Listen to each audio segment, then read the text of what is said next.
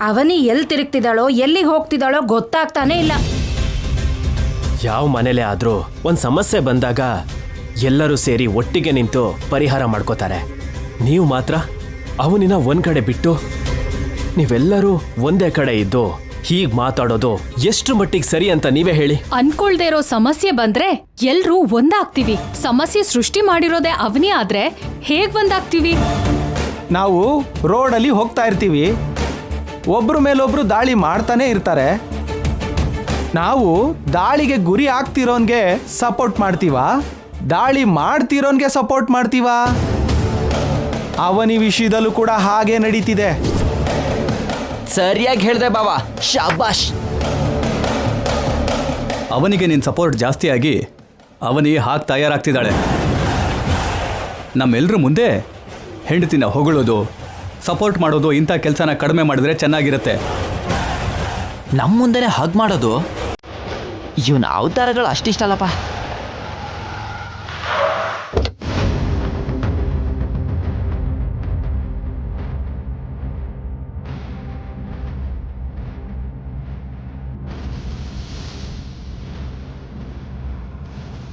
ಶ್ರೀಕರ್ ಅಂದರೆ ನನ್ನ ಪ್ರಾಣ. ಶ್ರೀಕರ್ ಅಂದರೆ ನನಗೆ ತುಂಬ ಇಷ್ಟ. ನನ್ನ ಮಗಳ ಮದುವೆ ನಡೆದ ಮೇಲೇನೆ ಆ ದೇವಸ್ಥಾನದ ಬಾಗ್ಲು ತೆಗಿಯತ್ತೆ. ಅವನಿ ಬರ್ತಿದ್ದ ಹಾಗೇನೆ ನಾವು ವಿಗ್ರಹದ ಬಗ್ಗೆ ಅವಳ ಹತ್ರ ಕೇಳಬೇಕು. ಪೌರ್ಣಮಿವರೆಗೂ ಸಮಯ ಇದೆ, ಕೊನೆ ನಿಮಿಷದವರೆಗೂ ಅವಕಾಶ ಇದೆ. ಏನಕ್ಕೆ ಅವನಿ ಮೇಲೆ ಇನ್ನೂ ಪ್ರೆಷರ್ ಹಾಕಬೇಕು ಅನ್ಕೊಂಡಿದ್ದೀರಾ? ಪ್ರೆಷರ್ ಅವನಿಗೆ ಒಬ್ಬಳಿಗೆನಾ? ಆ ಪ್ರೆಷರ್ ನಮ್ಗಿಲ್ವಾ? ನಿನ್ ಹೆಂಡತಿ ಅಲ್ಲಿ ಇಲ್ಲಿ ತಿರ್ಕೊಂಡು ಹುಡ್ಕಾಡೋದಕ್ಕೆ ನಿನ್ಗೆ ಇಷ್ಟೊಂದು ನೋವಾಗ್ತಿದ್ಯಲ್ಲ, ಮತ್ತೆ ನನ್ನ ಹೆಂಡತಿಗೆ ಪ್ರಾಣಗಂಡ ಇದೆ, ನನಗೆಷ್ಟು ನೋವಾಗ್ಬೇಕು ಹೇಳು?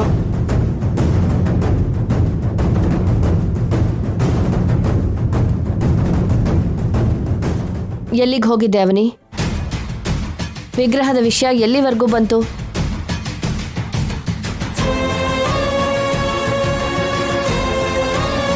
ನಿನ್ನಿಂದ ಯಾವುದೇ ಉತ್ತರ ಬರಲಿಲ್ಲ ಅಂತಂದ್ರೆ ಯಾವುದೇ ಆಸೆನ ಇಟ್ಕೋಬೇಡಿ ಅಂತ ಅರ್ಥ ಅಷ್ಟೇ ಅಲ್ವಾ? ಇನ್ನ ಎಷ್ಟು ದಿನ ಹೀಗೆ ನಡೆಸ್ತೀಯಾ? ನನ್ನ ಸಾವನ್ನ ನೋಡ್ಬೇಕು ಅನ್ಕೋತಿದ್ಯಾ ಅಲ್ವಾ? ಹಾಗೆ ನೋಡ್ಬೇಕು ಅನ್ಕೊಂಡೋಳೆ ಆಗಿದ್ರೆ ಗಂಡನ್ ಕೂಡ ಬಿಡ್ತೀನಿ ಅಂತ ನಿಮಗೆ ಮಾತು ಯಾಕೆ ಕೊಡ್ತಾ ಇದ್ದೆ? ನಿಮಗೆ ಮಾತು ಕೊಟ್ಟಿರೋ ಪ್ರಕಾರ ಪೌರ್ಣಮಿಯೊಳಗೆ ವಿಗ್ರಹದ ಬಗ್ಗೆ ತಿಳ್ಕೊಂಡು ನಿಮ್ಮ ಮುಂದೆ ತರ್ತೀನಿ.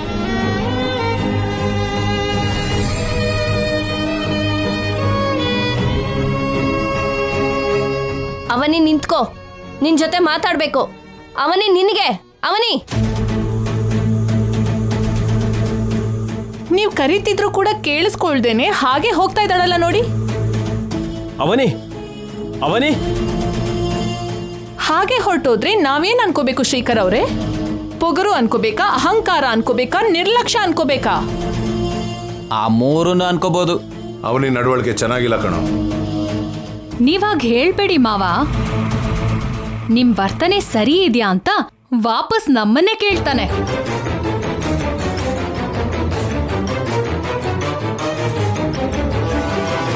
ಇದೆಲ್ಲ ಶ್ರೀಕರ್ ಕೊಟ್ಟಿರೋ ಸಲಿಗೆನೆ. ಎಷ್ಟೇ ಜನಕ್ಕಾದ್ರೂ ಎಷ್ಟೇ ಪ್ರಶ್ನೆಗಳಿಗಾದ್ರೂ ಎದುರು ನಿಂತ್ರು ಉತ್ತರ ಕೊಡು ಅಂಥವಳು ಇವಳು. ಆದ್ರೆ ಇವತ್ತ್ಯಾಕೆ ಹೊರಟೋದ್ಲು? ಏನೂ ನಡೆದಿದೆ.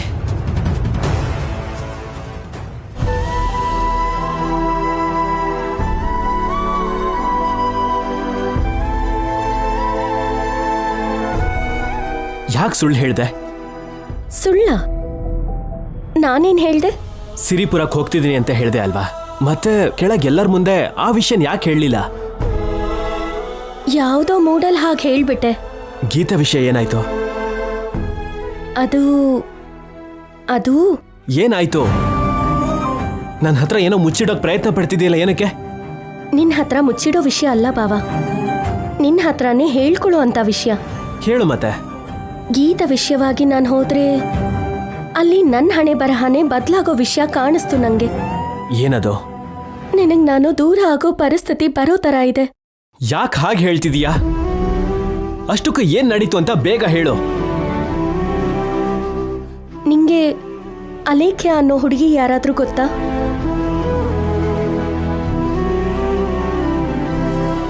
ಅಲೇಖ್ಯಾನ?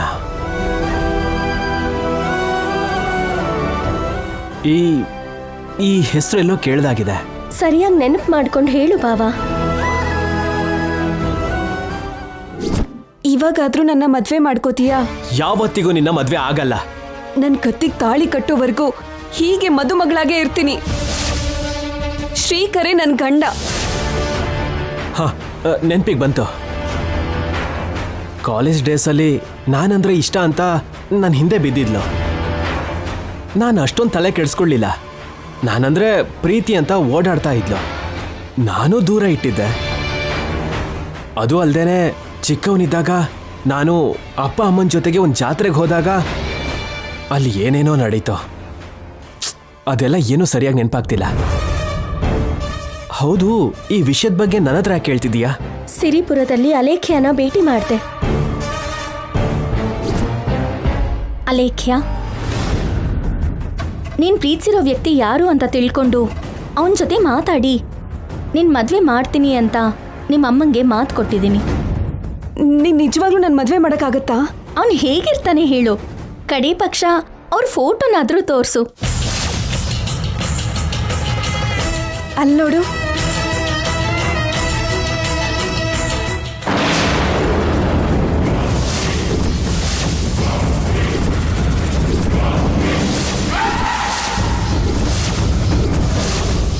ಅಲ್ಲಿ ನಾನು ನೋಡಿದ್ದು ಈಗಲೂ ಒಂದು ಭ್ರಮೆ ಅನ್ನಿಸ್ತಾ ಇದೆ. ಹಾಗಂತ ನಮಗ್ ನೋವು ಕೊಡೋ ಪ್ರತಿ ವಿಷಯನೂ ಭ್ರಮೆ ಆಗ್ಬಿಡಲ್ಲ ಬಾವ.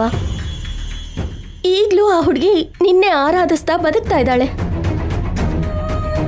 ನಿಂದು ಹುಚ್ಚು ಅಂದೆ, ನಂದು ಹುಚ್ಚಲ್ಲ, ಹುಚ್ಚು ಪ್ರೀತಿ ಅಂತಂದ್ಲು. ನೀನ್ ಪ್ರೀತಿಸ್ತಾ ಇರೋ ವ್ಯಕ್ತಿಗೆ ಮದುವೆ ಆಗೋಗಿರತ್ತಲ್ವಾ ಅಂದೆ.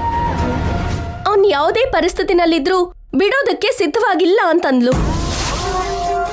ಆ ಹುಡುಗಿಗೆ ಮದುವೆ ಆಗಿಲ್ಲ ಅಂತ ಅಲೇಖ್ಯ ಅವ್ರ ತಾಯಿ ದೇವಸ್ಥಾನದ ಬಾಗ್ಲನ್ನ ಮುಚ್ಚಿಸಿದಾಳೆ. ಊರಲ್ಲಿ ಯಾರ ಮದ್ವೆನೂ ನಡಿಬಾರ್ದು ಅಂತ ಆಜ್ಞಾಪಿಸಿದಾಳೆ.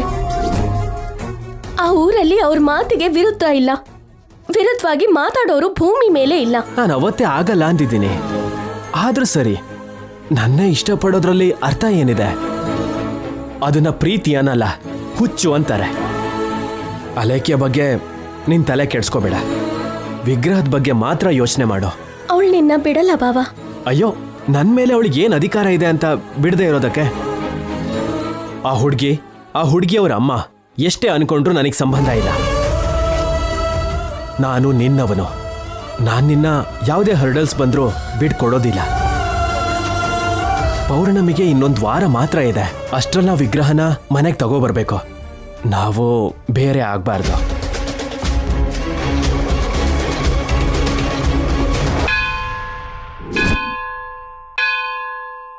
ಪುರೋಹಿತ್ರೆ, ಅರ್ಜೆಂಟಾಗಿ ಬಾ ಅಂತ ಯಾಕೆ ಫೋನ್ ಮಾಡಿದ್ರಿ? ಮುಖ್ಯವಾದ ವಿಷಯ ಹೇಳಬೇಕು ಅಂತಾನೆ ಕರೆದೆ ಅಮ್ಮ. ಹೇಳಿ. ಅಮ್ಮನವ್ರ ವಿಗ್ರಹ ಎಲ್ಲಾದರೂ ಕಾಣಿಸ್ಕೊಂಡ್ರೆ ಹೇಳು ಅಂತ ಹೇಳಿದ್ಯಲ್ಲಮ್ಮ. ಹಾ, ಅದರ ಬಗ್ಗೆ ಹೇಳಬೇಕು ಅಂತಾನೆ ಫೋನ್ ಮಾಡಿದೆನಮ್ಮ. ಅಮ್ಮನವ್ರ ಬಗ್ಗೆ ಏನಾದರೂ ಗೊತ್ತಾಯ್ತಾ? ಮೊದಲು ಈ ಸೆಲ್ ಫೋನಲ್ಲಿರೋ ಫೋಟೋ ನೋಡಮ್ಮ.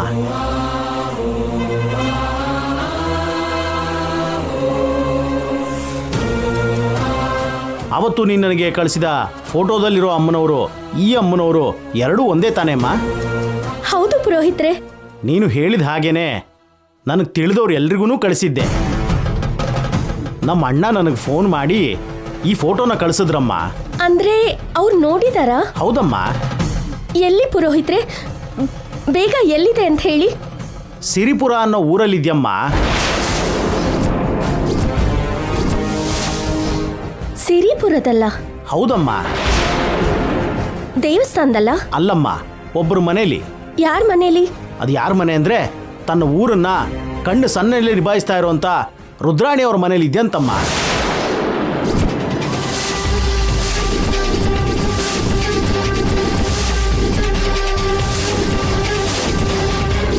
ನಿಮ್ ಮಗಳು ಮದ್ವೆ ಮಾಡಿದ್ರೆ ಊರ್ನವ್ರ ಸಮಸ್ಯೆ ಎಲ್ಲ ಸಾಲ್ವ್ ಆಗತ್ತೆ ಅಂತ ನನಗನ್ನಿಸ್ತಾ ಇದೆ.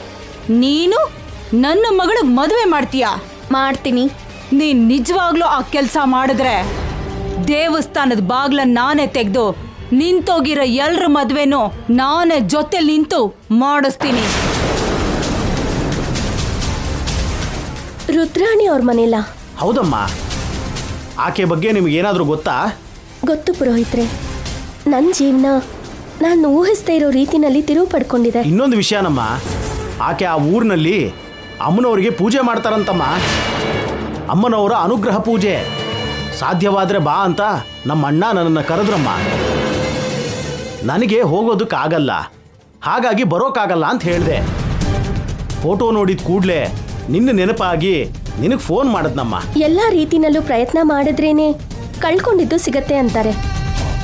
ನನ್ನ ಪ್ರಯತ್ನದ ಭಾಗವಾಗಿ ನಿಮ್ಮ ಸಹಾಯ ಕೇಳಿದೆ.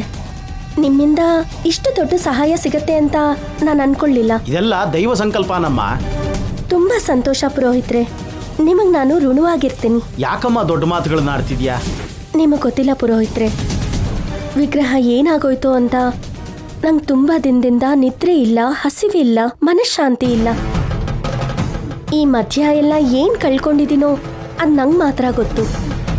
ಈಗ ಆ ವಿಗ್ರಹದ ಸುಳಿವು ಸಿಗ್ತಾ ಇರೋದ್ರಿಂದ ನಾನು ಎರಡನ್ನು ಸಾಧಿಸ್ಕೋತೀನಿ. ಒಂದು ನಮ್ಮ ಅತ್ತೆಯವರ ಪ್ರಾಣ, ಇನ್ನೊಂದು ನನ್ನ ಗಂಡ ಕಟ್ಟಿರೋ ತಾಳಿ. ಥ್ಯಾಂಕ್ ಯು ಸೋ ಮಚ್ ಪುರೋಹಿತ್ರೆ. ನಾನಿನ್ನು ಹೋಗಿ ಬರ್ತೀನಿ. ಒಳ್ಳೇದಾಗ್ಲಮ್ಮ. ಸರಿ.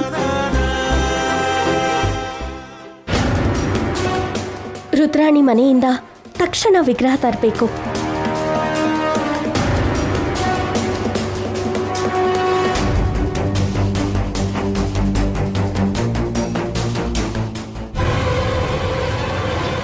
ಅವನಿ,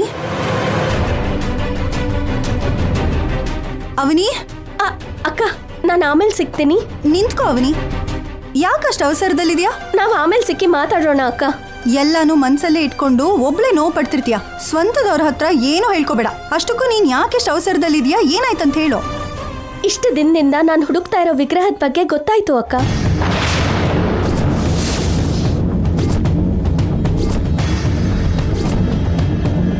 ಹೌದಾ? ಹೌದಕ್ಕ. ನನ್ನ ಪ್ರಯತ್ನದ ಭಾಗವಾಗಿ ಪುರೋಹಿತರ ಹತ್ರ ಹೇಳಿದ್ದೆ. ಆ ದೇವರು ಪುರೋಹಿತರ ರೂಪದಲ್ಲಿ ನನಗೆ ಸಹಾಯ ಮಾಡ್ದ. ಸಿರಿಪುರ ಅನ್ನೋ ಊರಲ್ಲಿ ರುದ್ರಾಣಿ ಅನ್ನೋರ್ ಹತ್ರ ಇದೆಯಂತೆ. ಅವಳ ಹತ್ರ ಹೇಗೋಯ್ತು? ಆ ವಿವರ ಎಲ್ಲ ಏನು ಗೊತ್ತಿಲ್ಲ, ಆದ್ರೆ ಪ್ರಸ್ತುತ ಅಂತೂ ಅವಳ ಹತ್ರನೇ ಇದೆ ಅಂತ ಗೊತ್ತಾಯ್ತು. ಏನ್ ಮಾತಾಡ್ಕೋತಿದ್ದಾರೆ ಇವರು?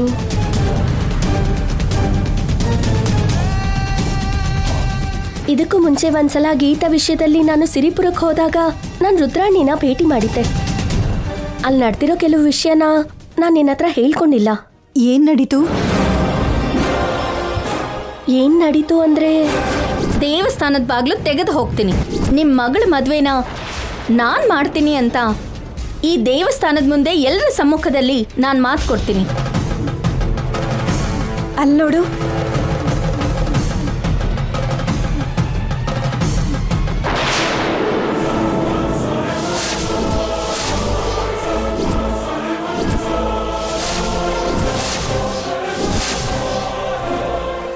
ನೀನ್ ಹೇಳ್ತಿರೋದು ನಿಜ ಅಕ್ಕ.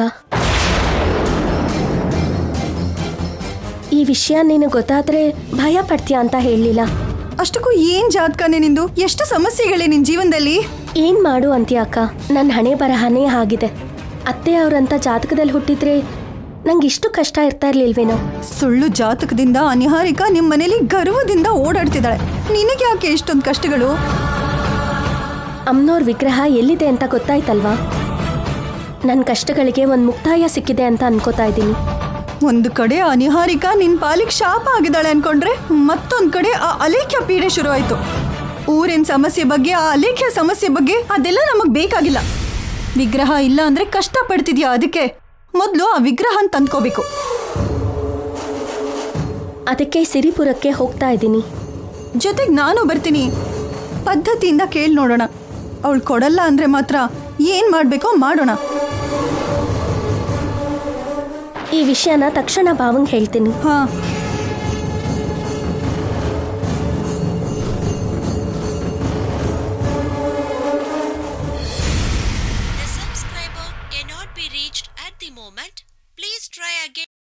ಭಾವನ್ ಫೋನ್ ಕನೆಕ್ಟ್ ಆಗ್ತಿಲ್ಲ ಅಕ್ಕ. ಭಾವಂಗ್ ಆಮೇಲೆ ಹೇಳ್ತೀನಿ. ಮೊದಲು ನಾವು ಯಾವ್ದಾದ್ರೂ ಕ್ಯಾಬ್ ಬುಕ್ ಮಾಡ್ಕೊಂಡು ಹೊಟ್ಟೋಗೋಣ. ನಡಿ ಹೋಗೋಣ. ಅಣ್ಣ, ಸಿರಿಪುರಕ್ಕೆ ಹೋಗ್ಬೇಕು. ಬನ್ನಿ ಅಕ್ಕ, ಕೂತ್ಕೊಳ್ಳಿ. ಅಕ್ಕ ಬಾ.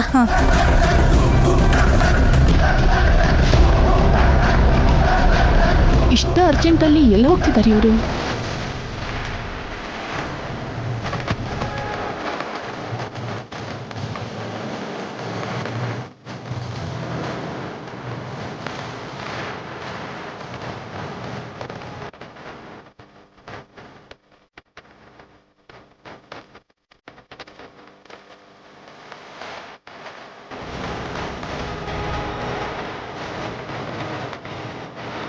ಇಬ್ರು ಸೇರಿದ್ದಾರೆ ಅಂದ್ರೆ ನನ್ನ ತಲೆ ಕೆಡುವಂಥ ಕೆಲಸ ಏನೋ ಮಾಡ್ತಿದ್ದಾರೆ ಅಂತ ಅರ್ಥ. ಎಷ್ಟೇ ದೂರ ಆದ್ರೂ ಪರವಾಗಿಲ್ಲ, ಫಾಲೋ ಮಾಡಬೇಕು. ನಾನು ವಿಗ್ರಹನ ಕಂಡುಹಿಡಿಯಲ್ಲ ಅಂತ, ಭಾವನ್ನ ಬಿಟ್ಟು ಹೋಗ್ತೀನಿ ಅಂತ ಆ ನಿಹಾರಿಕಾ ತುಂಬ ಗರ್ವ ತೋರಿಸ್ತಿದ್ದಾಳೆ. ಅವಳಿಗೆ ತಲೆ ಕೆಟ್ಟು ಹೋಗೋ ಶಾಕ್ ಕೊಡಬೇಕು.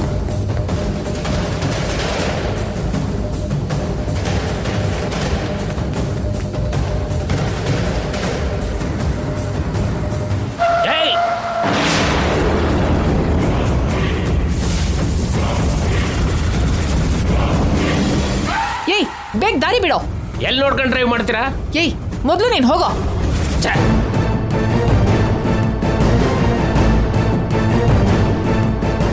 ಛೇ, ಮಿಸ್ ಆಗೋದ್ರಲ್ಲ.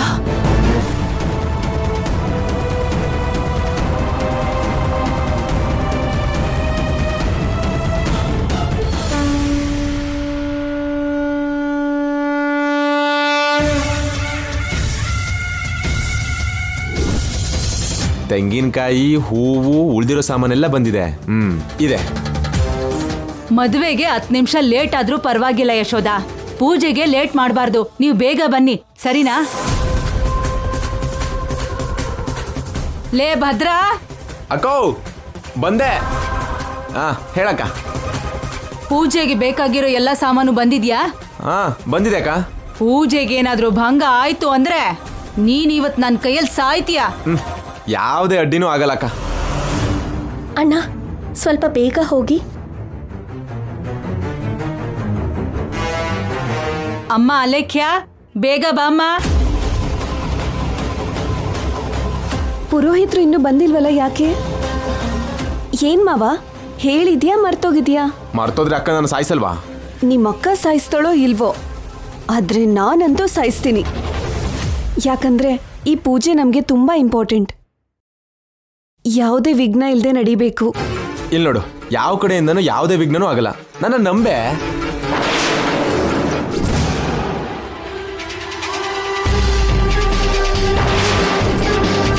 ಅಮ್ಮ, ಬನ್ನಿ ಪುರೋಹಿತ್ರೆ, ನಿಮ್ಗೋಸ್ಕರ ವೇಟಿಂಗು.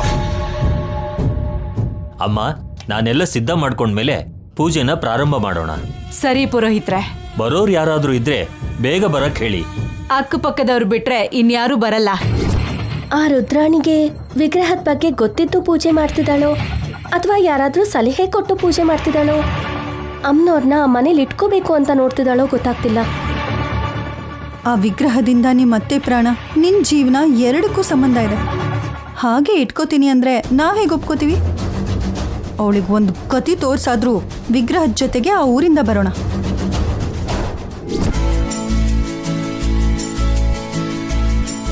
ಬನ್ನಿ ಬನ್ನಿ. ನಮಸ್ಕಾರಮ್ಮ. ಇಲ್ಲಿ ವಿಗ್ರಹ ತೋರಿಸಿ. ಬನ್ನಿ ಬನ್ನಿ, ತೋರಿಸ್ತೇನೆ.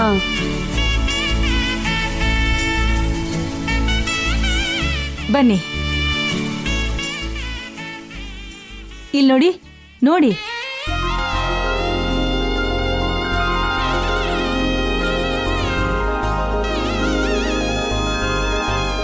ಅಯ್ಯೋ, ಎಷ್ಟು ಚೆನ್ನಾಗಿದೆ. ಪಳಪಳ ಅಂತ ಹೊಳಿತಾ ಇದೆ. ಹೌದಮ್ಮ, ಇಂಥ ವಿಗ್ರಹ ನಾವೆಲ್ಲೂ ನೋಡಿಲ್ಲ. ಸಾಮಾನ್ಯವಾದ ವಿಗ್ರಹ ಅಲ್ಲ ಇದು, ಮಹಿಮೆ ಇರೋ ವಿಗ್ರಹ. ಇತ್ತೀಚೆಗೆ ನಮ್ಮೂರಲ್ಲಿ ಮಳೆ ಬರೋದಕ್ಕೆ, ಬೆಳೆಗಳು ಹಸಿರಾಗಿ ಬೆಳೆಯೋದಕ್ಕೆ ಕಾರಣ ಈ ಅಮ್ಮನೋರ್ ಮಹಿಮೆನೆ. ಹೌದಾ? ಅಷ್ಟೊಂದು ಮಹಿಮೆ ಇದೆಯಾ? ಇದು ಯಾರ ಹತ್ರ ಇರುತ್ತೋ ಅವ್ರಿಗೆ ಅದೃಷ್ಟ ಬರುತ್ತೆ. ಮೊದ್ಲು ಕೂಡ ಒಬ್ಬಳಿಗೆ ಅದೃಷ್ಟ ಬಂದಿತ್ತು. ಯಾರಿಗೆ? ಈ ವಿಷಯದ ಬಗ್ಗೆ ಆಮೇಲೆ ಹೇಳ್ತೀನಿ ಬಿಡು. ಈ ವಿಗ್ರಹದ ಮಹಿಮೆಯಿಂದ ನಮ್ಮ ಅಲೇಖ್ಯ ಮದ್ವೆ ಅವಳು ಇಷ್ಟಪಟ್ಟವನ್ ಜೊತೆ ಬೇಗ ಆಗ್ಬೇಕು ಅಂತ ಕೇಳ್ಕೊತೀನಿ. ಮಹಿಮೆ ಇರೋ ವಿಗ್ರಹ ಅಂತಿರಲ್ಲ, ನಡೆಯುತ್ತೆ ಬಿಡಿ. ನನ್ನ ಮಗಳ ಮದ್ವೆ ಆಗೋಯ್ತು ಅಂದ್ರೆ ನಿಮ್ಮನೇಲಿರೋ ಹೆಣ್ಮಕ್ಳ ಮದ್ವೆ ಕೂಡ ನಡೆದೋಗತ್ತೆ. ಸ್ವಲ್ಪ ಹೊತ್ತಲ್ಲೇ ಪೂಜೆ ಶುರುವಾಗತ್ತೆ. ನೀವೆಲ್ರೂ ಕೂಡ ನನ್ನ ಮಗಳ ಮದ್ವೆ ನಡಿಬೇಕು ಅಂತ ಕೇಳ್ಕೊಳ್ಳಿ. ಸರಿ ರುದ್ರಾಣಿ ಅವರೇ. ಪೂಜೆ ಆದ್ಮೇಲೆ ತಾಂಬೂಲ ತಗೊಂಡ್ ಮನೆಗೋಗಿ. ಸರಿ ಆಯ್ತು. ಇಷ್ಟೊಂದು ಮಹಿಮೆ ಇರೋ ವಿಗ್ರಹ ಆ ವೇದವತಿ ಹತ್ರಕ್ಕೆ ಸೇರ್ದೇನೆ ಯಾವತ್ತಿಗೂ ನನ್ನ ಹತ್ರನೇ ಇರೋ ಹಂಗ್ ಮಾಡ್ಕೋಬೇಕು.